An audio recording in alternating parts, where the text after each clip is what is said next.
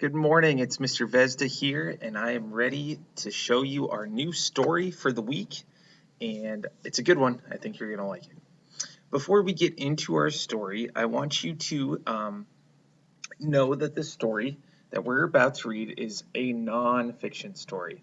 And if you remember, nonfiction means it happens in real life. You're going to see real people doing real things, and the story will show you these people and things through photographs. Remember, photographs are taken with a camera, um, and those will be the pictures that are in our books. So, this is a nonfiction story. It happens in real life. And this story is going to be all about the different tools we use to help us do different jobs. Now, for a second, I want you to pretend you're at school, okay? Think about all the wonderful things we do at school. And think about all the tools we use to make those things possible, okay? At your desk, you all have a toolbox full of many different things that help us do all the jobs we do at school every day. Think about your scissors, your glue, your whiteboard, your markers, your crayons, your pencils, okay? Your calendar that you have in your desk. These are all tools that help us do the important things at school. Without those tools, we would not be able to do some of the things we do at school each and every day. Now, our story is going to show us lots of different tools. Some that we use at school, some we use at home, and some that we might use other places to help us do different jobs. Okay? So let's dive into this story and find out what we're talking about. Okay, so the first thing I want you to do is look at the cover of our story.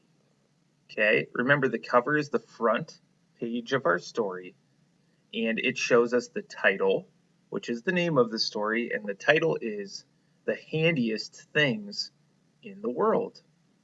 And this story was created by Andrew Clements, who is a very famous author. So he created this story for us. And remember, it is a nonfiction story, and we can already see one of the beautiful photographs on the cover of the story. And I really want to focus on this word handiest.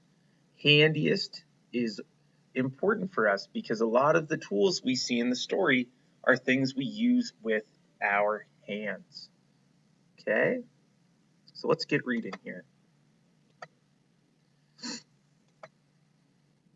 Here's our first page of the story. Just sit back, relax, listen, and let's read and talk about this story together. Of all the handy things there are, the hand itself is best by far.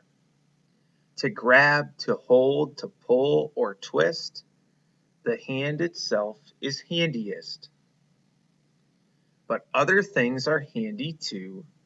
Just look around, you'll see it's true.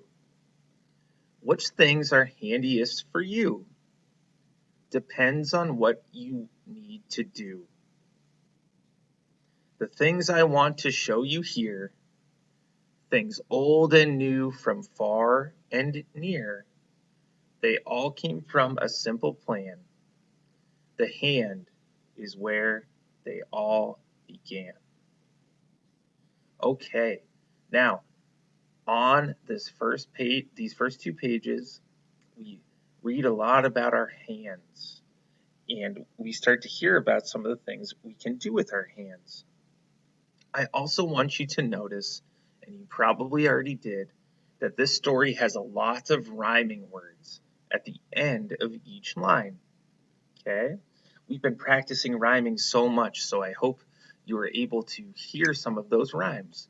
For example, if we go back to the first line, of all the handy things there are, the hand itself is best by far.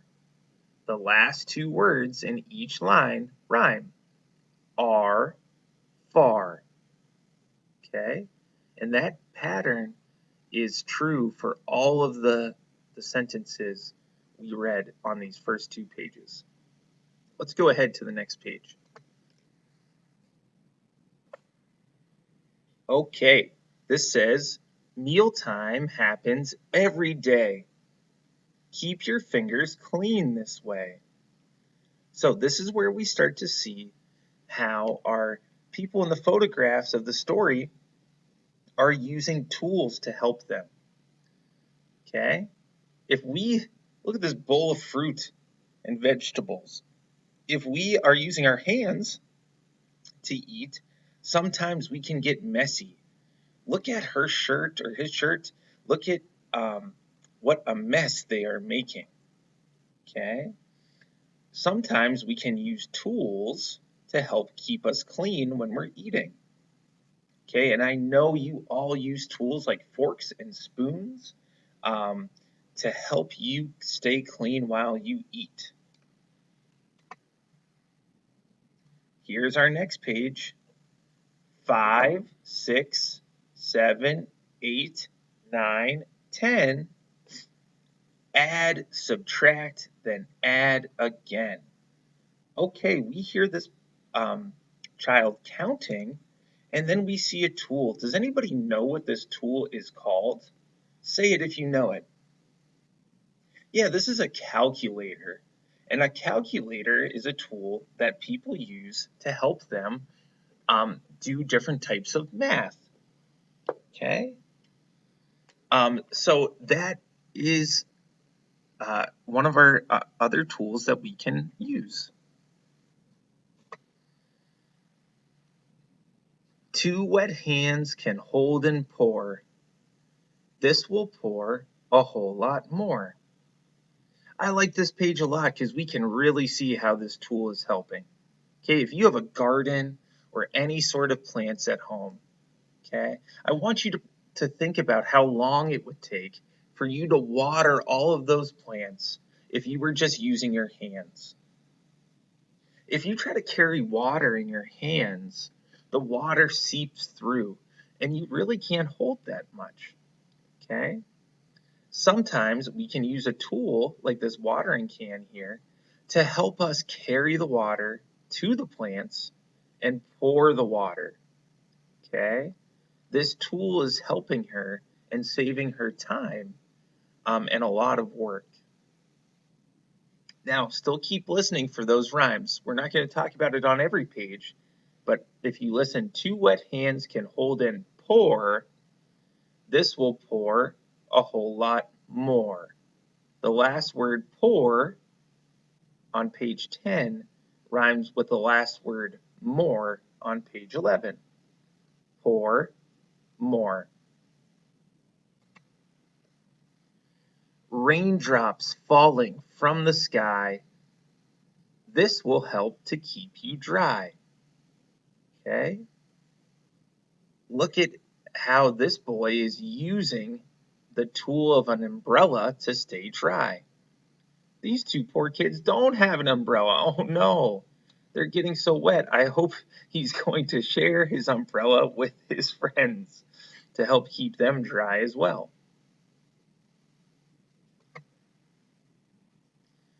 Wish I might, wish I may, sweep this dusty stuff away.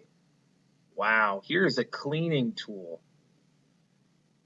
Right here, there's a big pile of dust. Imagine how difficult it would be to clean all that dust up with your hands. That would take a long time, and you would kind of keep making more and more messes along the way. Okay? We can use a brush to help clean up the dust. Okay? So this is another tool that's helping us. So far we've seen tools that help us eat, tools that help us with math, tools that help keep us dry, tools that help us water our plants, and tools that help us clean. Let's see what's next. Ooh, check out the picture. Before I even read it, I wonder if you can find the tool. We might not think of this as a tool, but try to look at the picture and see what you think might be the tool in the photograph? I'll give you a hint. The tool is something that one of the boys is wearing. Let's find out. Handmade shade for squinty eyes. This will help with sunny skies. So, yeah, the tool was right here. It was the boy's hat. Sometimes a hat can help us keep the sun out of our eyes, which helps us to see clearer.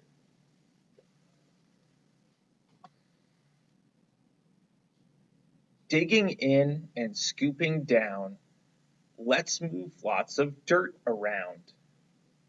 We're back in our garden. A garden is a place that you might have at home that we always have to use tools. Okay? Look at this kid digging in the dirt with his hands. Okay? If you were going to plant a garden, would you want to dig the whole garden with your hands? No, that would be hard. It would be messy and it would take a long time. Sometimes we have to use gardening tools like a shovel to help us work in the garden.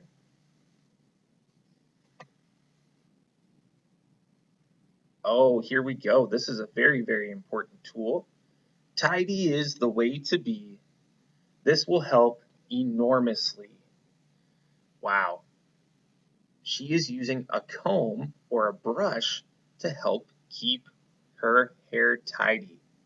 So sometimes we have to use tools on our bodies to help us stay clean and tidy.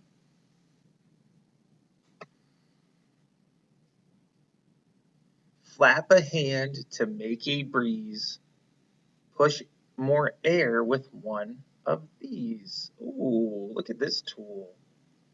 This tool is a fan, and we can hold a fan in our hand and flap it to help keep us cool.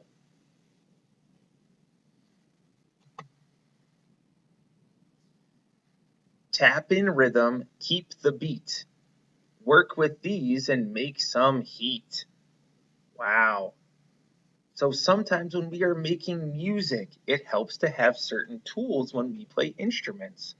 When she is playing the drum, she needs drumsticks to help her make the sounds on the drum sound better.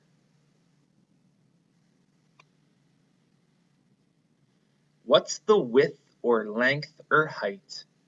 This thing always gets it right. Now, this is a tool that we will use in kindergarten later this year. This is called a yardstick or a ruler to help people measure things. We're going to learn all about measuring in kindergarten. Sticky fingers make a mess. Mixers make the mess much less. So we're back in the kitchen. This reminds me of our five senses story last week. When we are cooking or baking, do you think it helps to have tools? Yes, it does. If we just use our hands, we can make a big mess. But we can use a tool like a mixer to help mix ingredients. Waves will wash away these words. Write this way and write this way and words will stay. Okay? Now, look at our tools that we use for writing, like our crayons at school. Okay, when we write things, we use different tools like crayons or markers or pencils or pens. All of these are tools to help us write. Many years have come and gone. Our hands keep working on and on. And as the future years unfold, new handy tools will grip or hold. Whatever we may need to do, one fact remains forever true. For sharing love with tenderness, the hand itself is handiest. So holding hands with someone is something we can do to show them that we love them and care about them. Okay? We just read our story all about the different tools we can use in our hands to help us do different jobs in different places. Okay? We're going to talk much more about this at school. You did a great job listening to our story. Thank you very much.